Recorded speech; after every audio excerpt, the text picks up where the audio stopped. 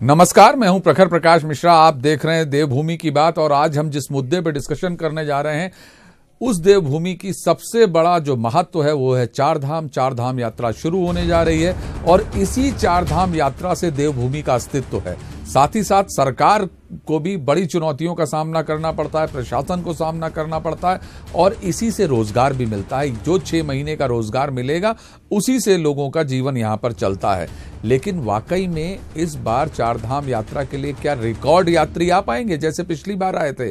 और इस बार की चार धाम यात्रा में क्या खास होगा, कितनी कठिनाइयां होंगी, वाकई में क्या प्रशासन ने कुछ तैयारी की है? जरा देखिए रिपोर्ट। उत्तराखंड की मुख्य पहचान यहाँ की संस्कृति और चार धाम है।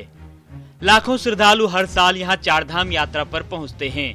कई श्रद्धालु पैदल मार्ग और सड़क मार्ग से पहुँचते हैं तो कई यात्री हेली सेवाओं के जरिए भगवान के धाम आते हैं। चार धाम यात्रा के पहले पड़ाव ऋषिकेश में इस साल अभी तक यात्रियों ने यात्रा कार्यालय में संपर्क कर 800 बसों की बुकिंग करवाई है।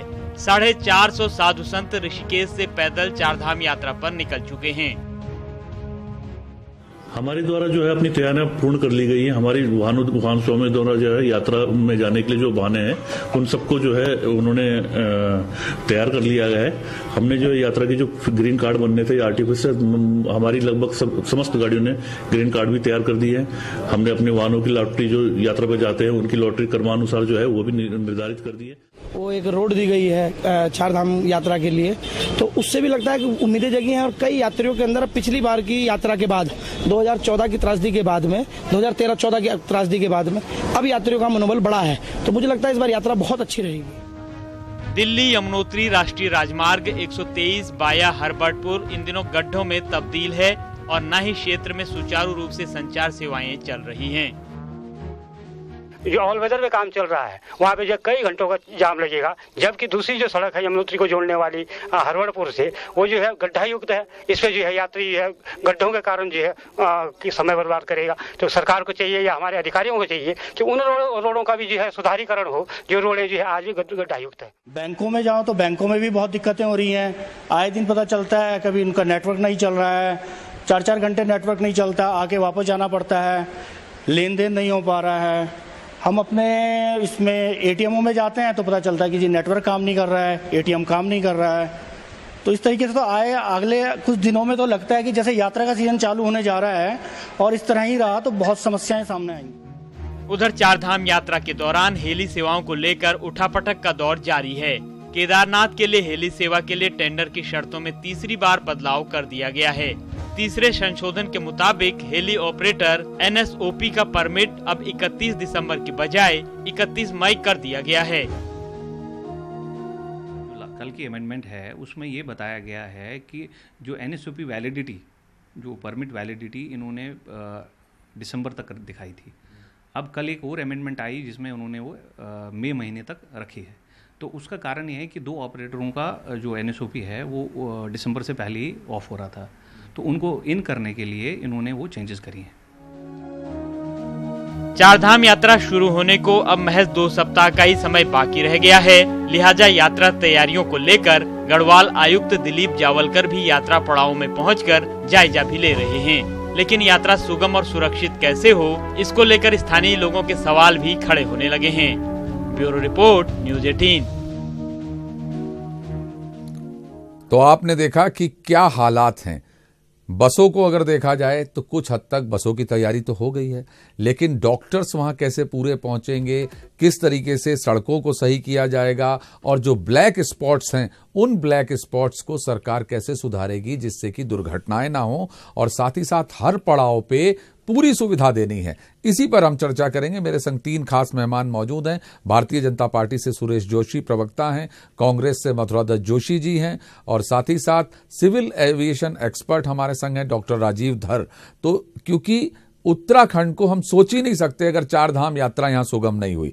कैसे करेंगे जोशी जी? ये बड़ी चुनौती है क्योंकि पूरे मार्गों पर पहाड़ काटे गए हैं और आप ऑल वेदर रोड तो बना रहे हैं, लेकिन अब जब यात्रा शुरू हो जाएगी, भारी बरसात आएगी, लैंडस्लाइडिंग होगी, आप कैसे संभालेंगे? पहले तो देखिए मैं आपको ये बताऊं कि जो हमारी ऑल वेदर सड़क बन रही है और उसके साथ साथ जो है जो सड़कें पहले से बनी हुई हैं, इन दोनों सड़कों में माननीय मुख्यमंत्री जी की अध्यक्षता में जो बैठक हुई है अधिकारियों की, उसमें अधिकारियों को स्पष्ट रूप से निर्देश दे दिया गया है कि ऑल वेदर रोड जो बन रही है उस पर काम भी तेजी से हो और उसके साथ साथ जो है यातायात बिल्कुल प्रभावित न हो। उन्होंने भी अपना जो जानकारी हमारे पास आई है, कॉन्ट्रैक्टर्स ने हर पड़ाव पर पोकलैंड्स की व्यवस्था भी कर रखी है, जेसीबी की व्यवस्था भी कर रखी है, और साथ साथ ही रोडों में जो धूल की स्थिति बनती है, जहां पर मिट्टी धूल है, उसके लिए पानी के टैंकरों की भी उचित व्यवस्था है कि पानी का उस पर छिड़काव भी हो रहा है। इसलिए ये नहीं कहा जा सकता है कि भाई सड़क कटने की वजह से कोई यात्रा बाधित होगी, क्योंकि सड़क अपनी जगह कटेगी, यात्रा अपनी जगह होगी।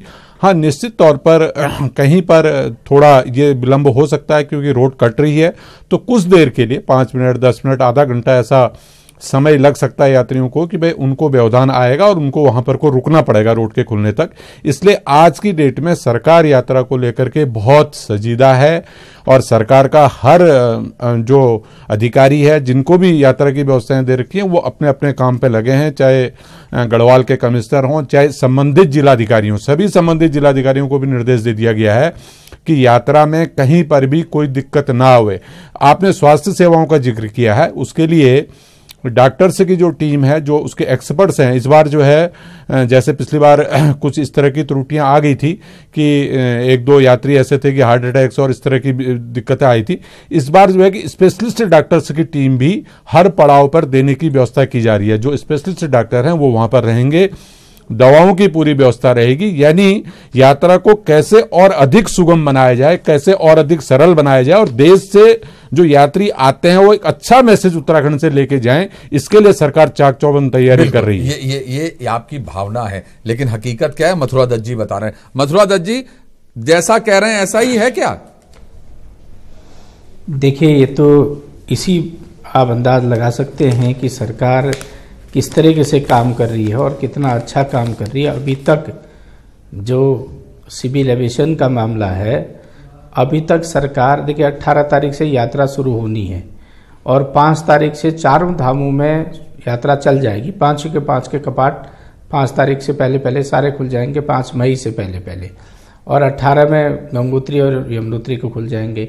लेकिन अभी तक सरकार जो हेली सेवाएं थी उन्हीं की व्यवस्था नहीं कर पाई। एक बात अभी आदरणीय जोशी जी कह रहे थे कि स्वास्थ्य की व्यवस्था हम पूरी कर रहे हैं, कह रहे हैं, लेकिन कर दिए नहीं कह रहे हैं। भाई 18 तारीख से आपकी यात्रा चलेगी, अभी तक आपके डॉक्टर वहाँ पर नहीं पहुँचे, पेयजल की व्यवस्था नहीं, पूरे प्रदेश में पेयजल के लिए हाहाकार मचा हुआ है। आप देख रहे हैं कि जगह जगह पर पानी के लिए अभी से पानी का संकट होने लग गया है।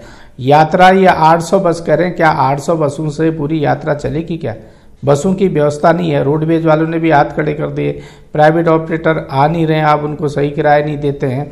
और जहाँ रोड कट रही, अभी आपके इसमें जो रिपोर्ट आई उसमें हम देख रहे थे कहीं रोड खड्डों में तब्दील हो गई है, कहीं पर आपके इतने बड़े बड़े स्लाइड आएंगे।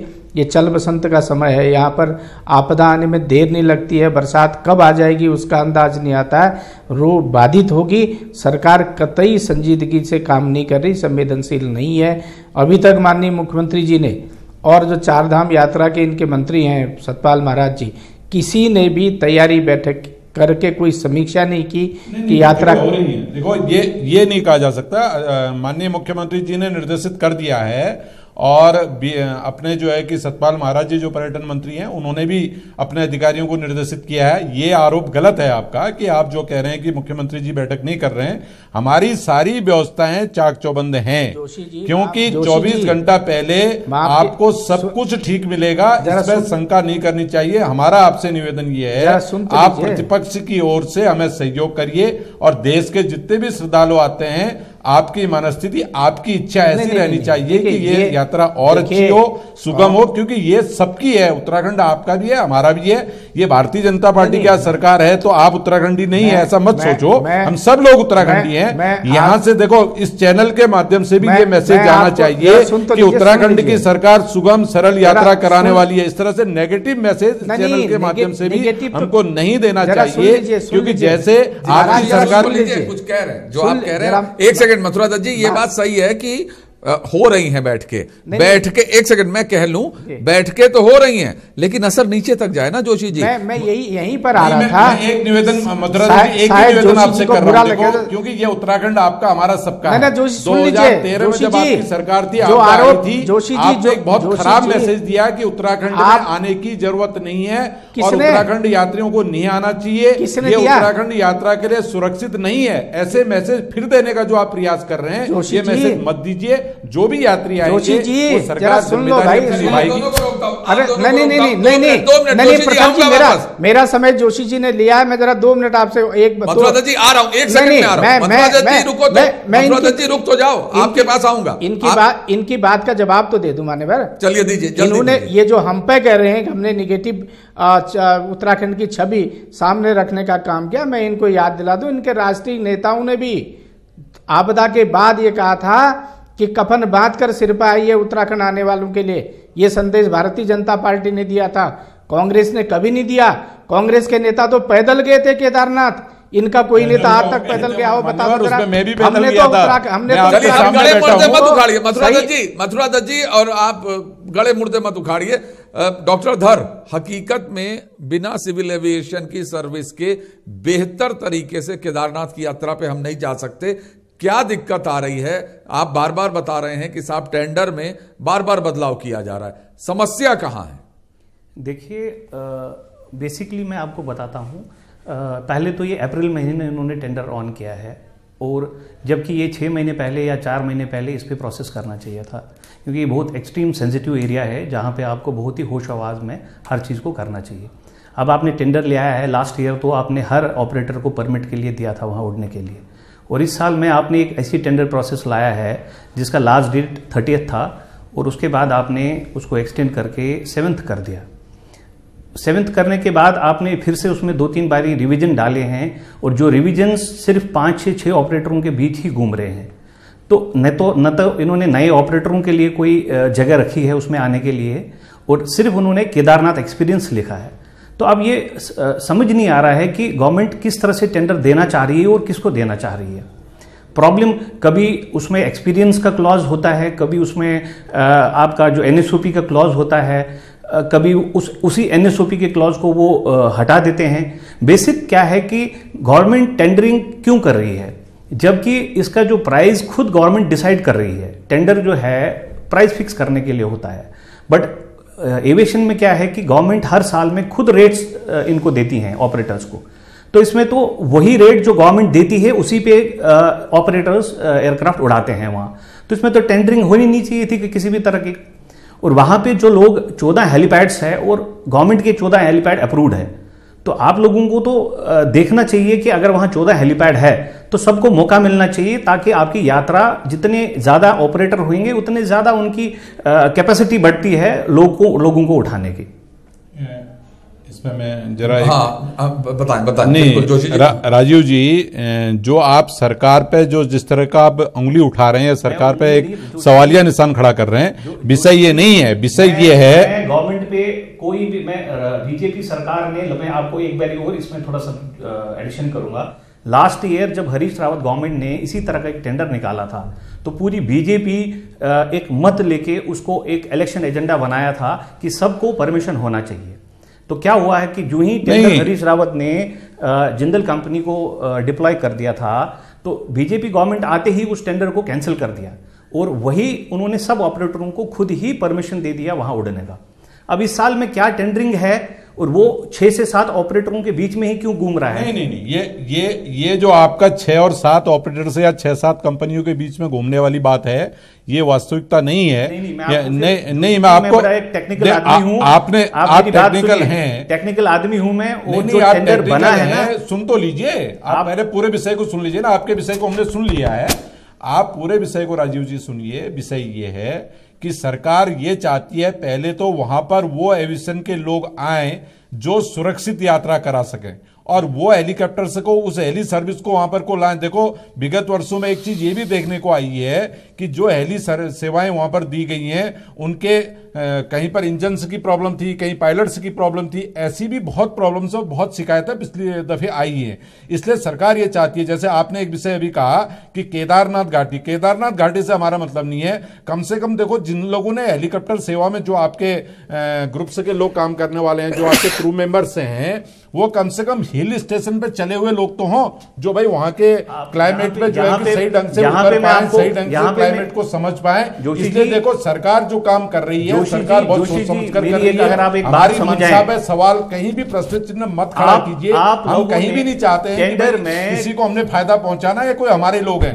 हम ट्रांसपेरेंसी से काम करेंगे सिविल एविएशन में, लेकिन जो लोग ये सोच रहे हैं कि भाई हम अंदर से घुसपैठ कर करके काम कर रहे हैं, उनको मौका नहीं मिलेगा, आज भी नहीं मिलेगा, क्योंकि ये जीरो टॉलरेंस की सरकार है। मुख्यमंत्री जी ने जनता के सामने वायदा किया है कि हम हर काम को ट्रांसपेरेंसी से बिल्कुल जो आप कह रहे हैं ना, लेकिन समझ लीजिए जोशी जी, जो जीरो टॉलरेंस है उसको एक सेकंड राजीव, एक सेकंड में क्लियर कर दूं।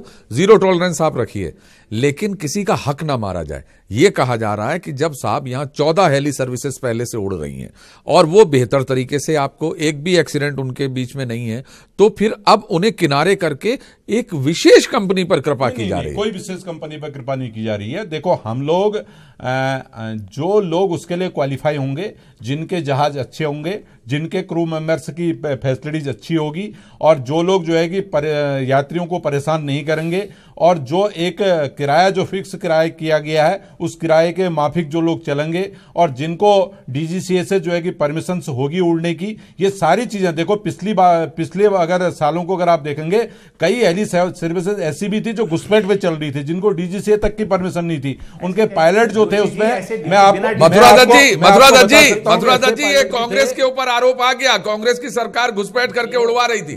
नहीं, कांग्रेस के लोग तो जिंदल को ही चलाना चाहते थे, क्योंकि इनके सांसद थे, इनके परिवार से रिलेटेड थे। ये तो जिंदल की हवाई सर्विस ही वहां पर चलाना चाहते थे। लेकिन जिंदल साहब का भी वेलकम है। हम ये नहीं कह रहे कि जिंदल साहब उस प्रारूप पे आते हैं जिस प्रारूप पे सरकार चलाना चाहती है, तो वो भी वहां पर कुछ सेवाएं दे सकते हैं और उनकी सेवा भी चल सुनिए। तो मथुरा दत्त जी क्या करें? मथुरा दत्त जी बताएं, क्योंकि जरा जोशी जी सुन लीजिए, जिस जिंदल की आप आलोचना कर रहे हैं, जिस जिंदल को आप हमारे परिवार का आदमी मान रहे हैं, उसी जिंदल ने 1000 करोड़ रुपया केदारनाथ के पुनर्निर्माण के लिए दिया है। और जरा सुन ले महाराज, मैंने आपकी सुनी ना, अरे सुन लो जरा, हमने आपकी सुनी, आप सुन लो, आप धमकाओ तो मैं धमको, अरे जरा सुन लो फिर, जरा हमने सुनी आपकी। भाई वही मोदी जी अभी उसका शिलान्यास और उद्घाटन करने आए थे। जिन जिंदल को आप हमारा जिंदल कह रहे हैं, वो जिंदल आपके भी हैं या हमारे भी हैं? रहे हैं ना, आपके परिवार के मेंबर हैं, मैं कहां गलत कह रहा हूं साहब? हमारे भी रहे, लेकिन एक बात बताइए, एक बात बताओ, हमारे चुनाव टेंडर की देख बात बताइए, सिविल एविएशन के टेंडर की बार-बार शर्त आपकी सरकार क्यों बदल रही है? कभी कुछ शर्त लगा दे रही, कभी कुछ शर्त लगा दे रही। इसका मतलब हमारा तो आरोप है, हमारा आरोप है। जरा सुन लो महाराज, अरे सुन लो ना, प्रखर जी ये सुनेंगे नहीं तो हम सुन लीजिए जोशी जी, सुन तो लीजिए। ये हमारा आरोप है प्रखर जी, महत्वपूर्ण चैनल में आरोप लगा रहा हूं। आरोप है कि सरकार एविएशन के मामले में बहुत बड़ा घोटाला करने जा रही है। एक विशेष कंपनी, घोटाला निकालिए, आपका स्वागत है। नहीं, मैं एक विशेष कंपनी को ये ला रहे हैं, विशेष कंपनी को निकालिए, और आप किस पर कृपा करने जा रहे हैं ये बता दीजिए, ना। जब 14 कंपनियां यहाँ हैं, 14 हेलीपैड यहाँ पर हैं, तो आप ज्यादा नहीं, आप विशेष रूप से किसको यहाँ लाना चाह रहे हैं? ये आरोप है हमारा सरकार पे। सरकार कहीं भी कोई काम नहीं कर रही है। चारधाम यात्रा अभी जब टेंडर नहीं हुआ, किसी को जो है कि अलॉटेड नहीं हुआ, नहीं हम ये कह रहे हैं, आप बार-बार नियम क्यों बदल रहे हो? आप बार-बार नियम क्यों बदल रहे हो, बता दीजिए ना। नियम आपने नियम क्यों बदले, बताइए। देखो नियम जनता की सुविधा के लिए। नहीं कौन सी सुविधा दे रहे हो आप? ये बताओ, 14 कंपनियां हैं, 14 हेलीपैड है, अच्छे हेलीकॉप्टर वहां पर प्रोवाइड करा सकते हैं। नहीं हम तो कह रहे हैं ना, आप 14 को ओपन कर दो, जो अच्छे करेगा चलेगा, जो नहीं करेगा नहीं चलेगा।